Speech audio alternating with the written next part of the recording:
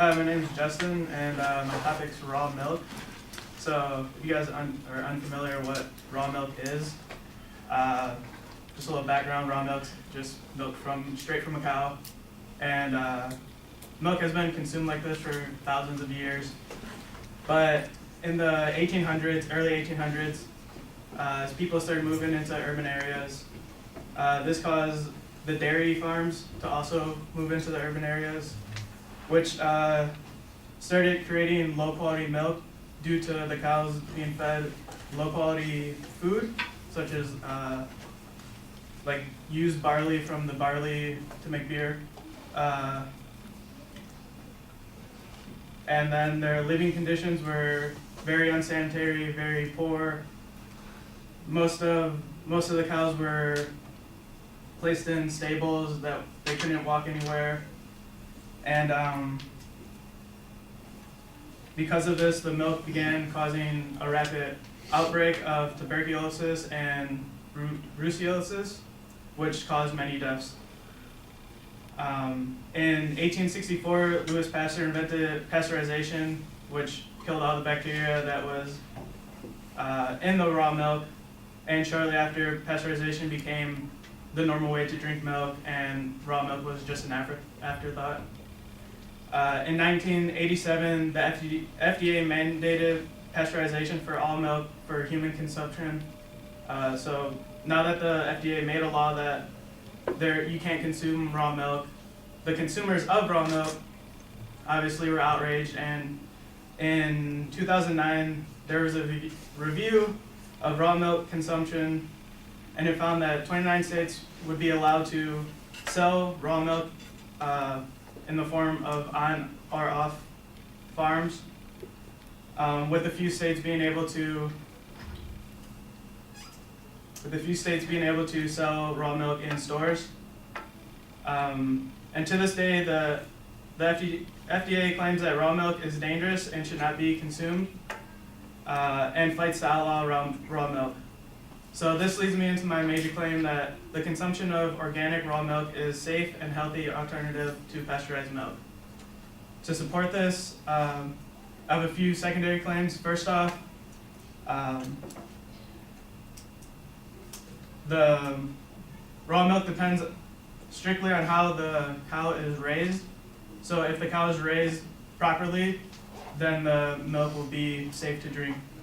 Dr. Joseph Mercola states, if cows are raised as nature intended, free range and grass fed, there's no need to pasteurize the milk these healthy animals produce.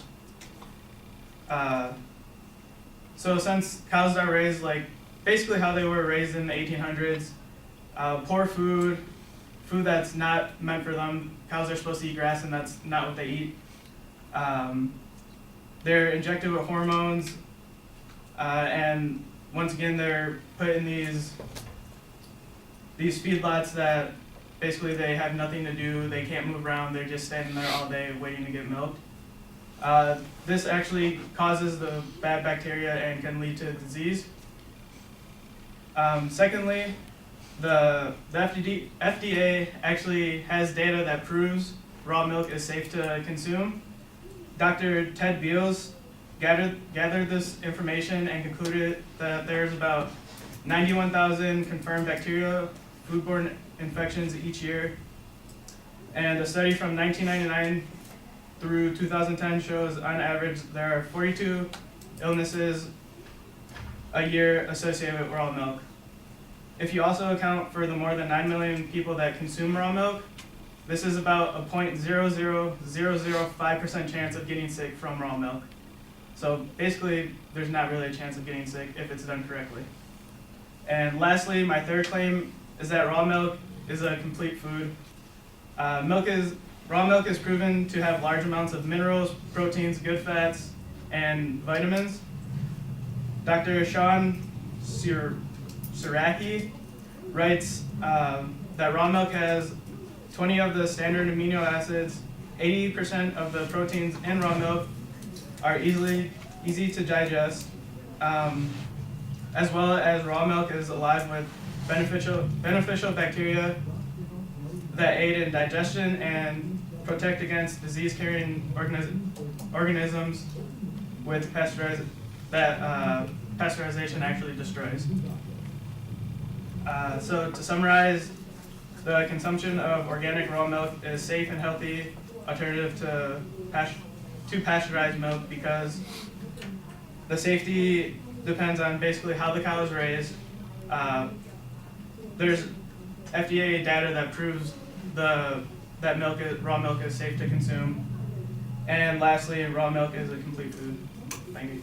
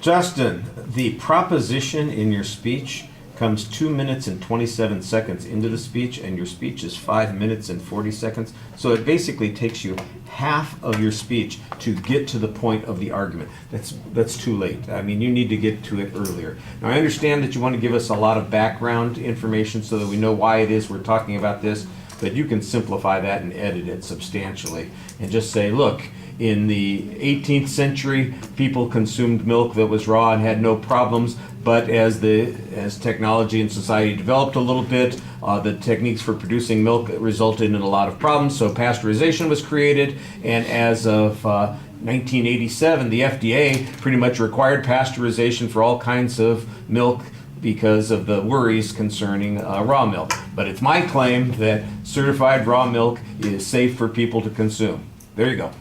You know, you can get to the point a lot quicker and more efficiently.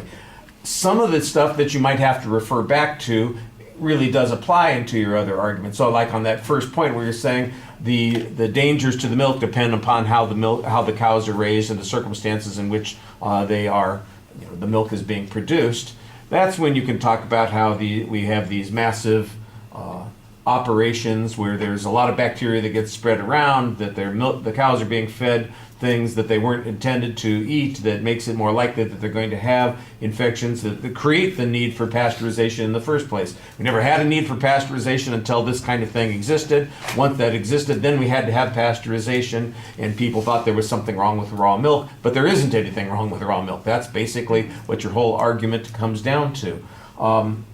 As a criticism, boy, milk's getting a hard knock today, you know?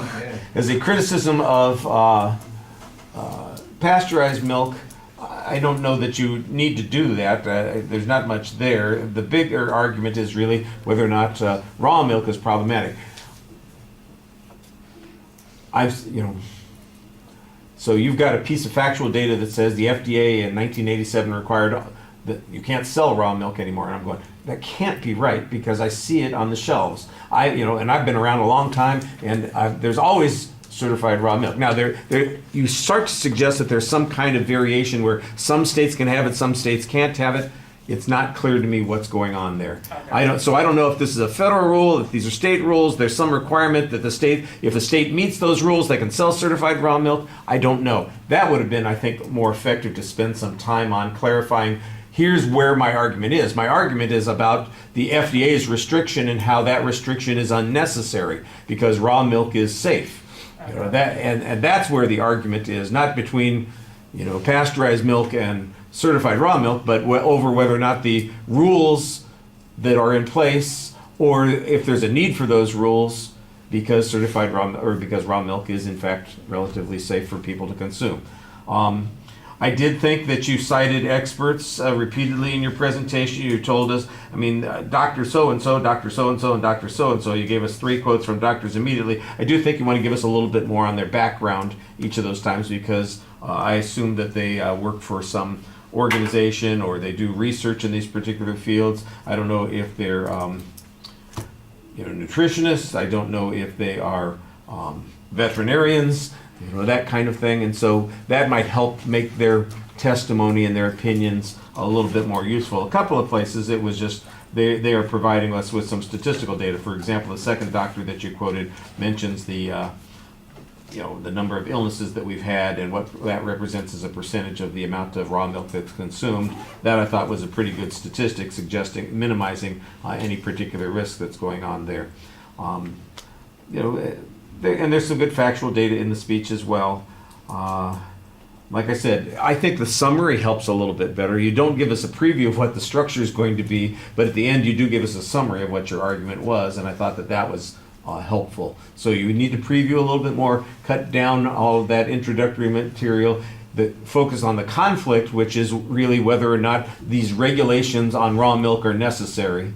Don't give us the history of milk, that kind of thing. I think that was a little bit distracting. All right, thank you.